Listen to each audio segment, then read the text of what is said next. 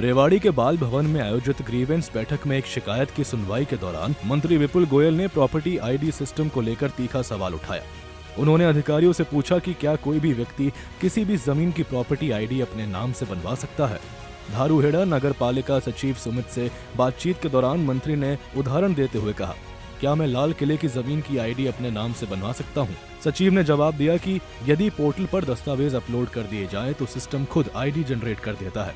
इस जवाब पर बैठक में हल्की हंसी जरूर गूंजी, लेकिन मंत्री ने इसे गंभीर मुद्दा बताते हुए कहा कि अगर ऐसा है तो सिस्टम में बड़ी खामी है। ग्रीवेंस कमेटी के अंदर 2 पुराने मैटर थे और 12 नए मैटर थे, जो सभी पर संज्ञान लिया गया। जो पुराने मैटर थे उसमें से और नए मैटर में से लोकल लगभग 3 जो मैटर हैं उनको डेफर किया गया, उनको पेंडिंग छोड़ा गया है कि आगे वो जाए, और बाकी जो 11 मैटर थे उनका सोल्यूशन हो गया। लोग सेटिस्फाइड हैं और जो अधिकारी हैं उन्होंने उस काम को करने का या तो टाइमलाइन दे दी है या काम हो चुके हैं। इस तरीके का ऐसा डीएफओ चार्जशीट नहीं होता। डीएफ जो अधिकारी था, जो कंसर्न अधिकारी है, उसको चार्जशीट किया जाएगा और उस अधिकारी से पहले जवाबदेही मांगी जाएगी। जवाबदेही देने के बाद, शो कॉज नोटिस देने के बाद जो भी उसका कसूर होगा उसे उस हिसाब से सजा दी जाए। सन सिटी वाला मामला था, उसमें काफी हद तक जो उन्होंने टीडीएस की बात की वो उसका सोल्यूशन कर दिया है और डिपार्टमेंट के अनुसार बिल्डर ने वो पानी देना भी शुरू कर दिया है।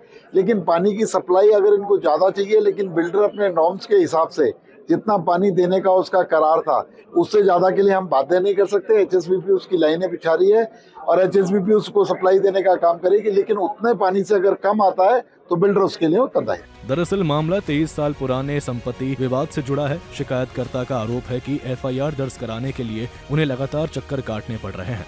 इस पर नगर पालिका सचिव ने सफाई दी कि पालिका की सीधी भूमिका नहीं है। पोर्टल पर आधार और फर्द अपलोड होने के बाद सिस्टम ने खुद आईडी जारी कर दी थी। मंत्री विपुल गोयल ने अधिकारियों को सिस्टम की खामियों की तुरंत जांच करने के निर्देश दिए और कहा कि इस मामले को चंडीगढ़ में भी उठाया जाएगा। बैठक के बाद पत्रकारों से बातचीत में उन्होंने कांग्रेस पर भी निशाना साधा और कहा कि कांग्रेस हर मुद्दे पर राजनीति करती है। पेंशन और बजट को लेकर भी उन्होंने विपक्ष पर सवाल उठाए। कांग्रेस के पास कहने करने के लिए कुछ भी नहीं है। अरे भाई, जो भारतीय जनता पार्टी की सरकार है उसने उस क्राइटेरिया को बढ़ाने का काम किया है।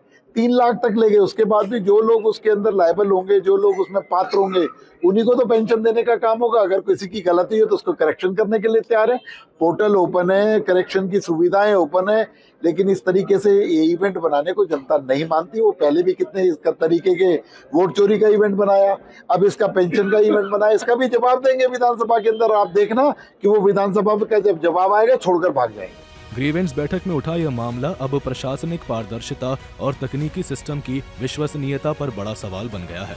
तो सवाल साफ है कि क्या प्रॉपर्टी आईडी सिस्टम में ऐसी खामियां हैं जिनका गलत फायदा उठाया जा सकता है। मंत्री ने जांच के आदेश दे दिए हैं। अब देखना होगा कि इस पूरे मामले में आगे क्या कार्रवाई होती है। फिलहाल रेवाड़ी से ये मुद्दा प्रशासनिक व्यवस्था पर बड़ा सवाल खड़ा कर रहा है।